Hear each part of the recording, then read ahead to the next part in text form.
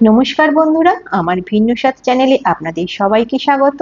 পুজো তো সামনেই, আর পুজো মানেই খাওয়া দাওয়া। পুজোর দিনগুলোকে স্পেশাল করে তুলতে একদিন আমার করা এই চিকেন চাপ রেসিপিটি কিন্তু আপনারা ট্রাই করতে পারেন। দুর্দান্ত স্বাদ হবে এটার, আর সবার থেকে প্রশংসাও কিন্তু প্রাপ্তি হবে। তাই চলুন এই অথেন্টিক মোগলাই ডিশটি দেখে নেওয়া যাক। একটু স্কিপ না করে পুরো প্রসেসটা কিন্তু দেখবেন। প্রথমে আমি চাপের জন্য একটি ড্রাই মশলা বানিয়ে নেব। তার জন্য 2 চামচ শাহমরিচ, 2 চামচ শাহজিরা, 1 চামচ জয়িত্রী, হাফ চামচ জায়ফল, 6টি লবঙ্গ, 7-8টা ছোট এলাচ, একটি বড় এলাচ আর 2 ইঞ্চির একটি দারচিনি নেব। এগুলিকে ড্রাই রোস্ট করে একটি পাউডার বানিয়ে নেব। এবার ম্যারিনেশনের জন্য একটি পেস্ট বানাবো। হাফ কাপ কাজু, 2 চামচ পোস্ত, 1/3 কাপ চারমগজ এবং 1 কাপ দই নিয়েছি। আমি কাজু আর চারমগজটাকে 10 মিনিট আগেই জলে ভিজিয়ে দিয়েছিলাম। এবারে পোস্তটাকে একবার শুকনো গ্রাইন্ড করে নেব।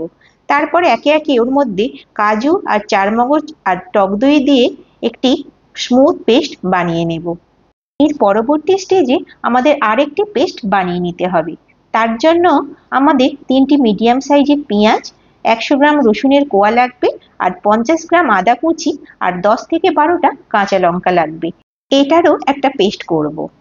আর এই পেস্টের মধ্যে দেব 1 চামচ হলুদ গুঁড়ো, 3 চামচ কাশ্মীরি লঙ্কার গুঁড়ো আর 1/3 কাপ ছাতু। ছাতু যদি আপনাদের কাছে অ্যাভেলেবেল না থাকে তাহলে সমপরিমাণ বেসন নিয়ে ড্রাই রোস্ট করেও কিন্তু আপনারা মেশাতে পারেন। এতে চাপের গ্রেভি টেক্সচারটা দারুণ আসবে। আর অ্যাড করব 2 চামচ নুন, আর যে চাপের ড্রাই মশলাটা তৈরি করে রেখেছিলাম সেখান থেকে 2 চামচ দেবেন।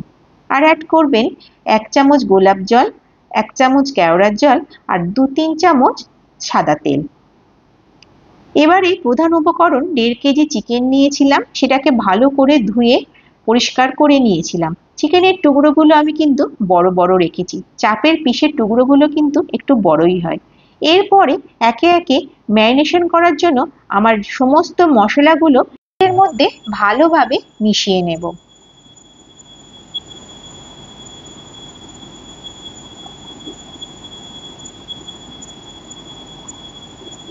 চিকেনের টুকরোগুলোকে মশলার সাথে ভালোভাবে মিশিয়ে নেবার এই পর্যায়ে আমি এখানে 1/4 চামচ আতর মেশাবো। এখানে আমি মিঠা আতর ইউজ করেছি। তারপরে সেটাকেও আমি ভালো করে মিক্স করে নেব। করে নিয়ে এটাকে মিনিমাম 2 ঘন্টার জন্য রাখতে হবে। 7 থেকে 8 ঘন্টা রাখলে আরো ভালো হয়। তারপরে একটি কড়াই নিয়ে সেই কড়াইতে আমি 3 চামচ তেল নিয়েছি এবং 3 চামচ ঘি নিয়েছি। সেই তেল আর ঘিয়ের মিশ্রণটাকে ভালোভাবে গরম করে আমি একে একে ম্যারিনেশন করে রাখা চিকেনগুলোকে হালকা গোল্ডেন ব্রাউন করে ফ্রাই করে নেব। আমি কিন্তু এখানে খুব বেশি লাল করে ভাজবো না, একটু হালকা গোল্ডেন ব্রাউন হবে, এরকম অবস্থায় এলে কিন্তু আমি নামিয়ে নেব। এরপর চিকেনের আর এক পিঠ আমি হালকা করে ভেজে নেব। অপর পিঠটাও ভাজা হয়ে গেলে আমি তুলে নেব।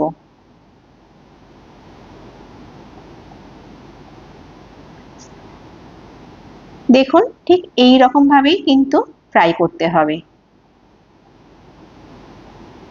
তারপরে বাদবাকি চিকেনের পিসগুলো আমি একইভাবে দিয়ে দেব এবং হালকা করে ভেজে নেব।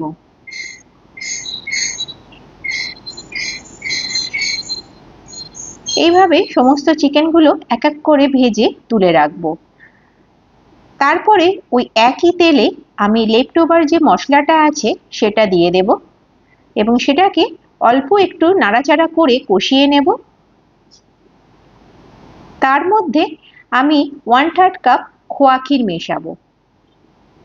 এই চাপ রান্নায় কিন্তু খোয়া ক্ষীরটা মেশালে এর টেস্ট কিন্তু দ্বিগুণ হয়ে যায়। খোয়া ক্ষীরটা মেল্ট হওয়া পর্যন্ত ওয়েট করব। একটু নাড়াচাড়া করলে খোয়া ক্ষীরগুলো কিন্তু মেল্ট হয়ে যাবে। এরপর ওই মশলার মধ্যে সমস্ত ফ্রাই করা চিকেনের পিসগুলো আমি এক এক করে দিয়ে দেব এবং মশলার মধ্যে চিকেনের পিসগুলোকে ভালোভাবে নাড়াচাড়া করে মশলার সাথে মিশিয়ে নেব। এই সময় গ্যাসের ফ্লেমটা মিডিয়াম রাখবেন এবং ভালো করে মশলার সাথে চিকেনের টুকরোগুলো মিশিয়ে নেবেন। এইভাবে ভালো করে মিক্স করে নেবার পরে আমাকে এখানে পুরো রান্নাটা ঢাকা দিয়ে দিয়ে করতে হবে। যেহেতু আমার আগে থেকে 7-8 ঘন্টা ম্যারিনেট করা আছে, বেশিক্ষণ সময় লাগবে না। চেষ্টা করবেন এই চিকেনের পিসগুলো ম্যারিনেট অবস্থায় 7-8 ঘন্টা মিনিমাম রাখতে, তাহলে কিন্তু চাপের টেস্ট খুব ভালো হবে। 5-6 মিনিট পর ঢাকা খুলে এই পর্যায়ে আমি নুন আর মিষ্টি অ্যাড করব।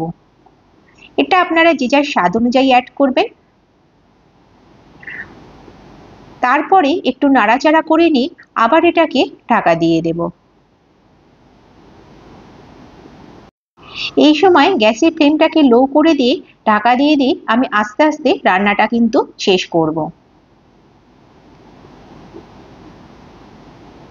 রান্নাটা অলমোস্ট কিন্তু আমার হয়ে গেছে। এই সময় আমি অ্যাড করব কেশর মেশানো 1/3 কাপ দুধ। এই কেশর মেশানো দুধ মেশানোর ফলে এর কিন্তু আলাদাই একটা ফ্লেভার আসবে। আমার রান্নাটা কিন্তু পুরোপুরি কমপ্লিট। এবারে আমি এটাকে যে কোনো কিছু রুটি, পরোটা, পোলাও, বিরিয়ানির সাথে সার্ভ করতে পারবো। দেখুন কেমন দেখতে লাগছে এবং এর টেস্টও কিন্তু দুর্দান্ত হয়েছে। রেসিপিটা কিন্তু আপনারা অবশ্যই ট্রাই করবেন এবং আমাকে জানাবেন এই রেসিপিটা ট্রাই করে আপনাদের কেমন লাগলো।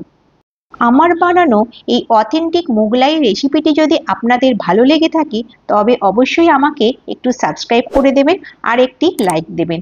আর এই রান্নাটি ট্রাই করে কমেন্ট করে জানাবেন আপনাদের কেমন লাগলো। ভালো থাকবেন, সুস্থ থাকবেন। ধন্যবাদ।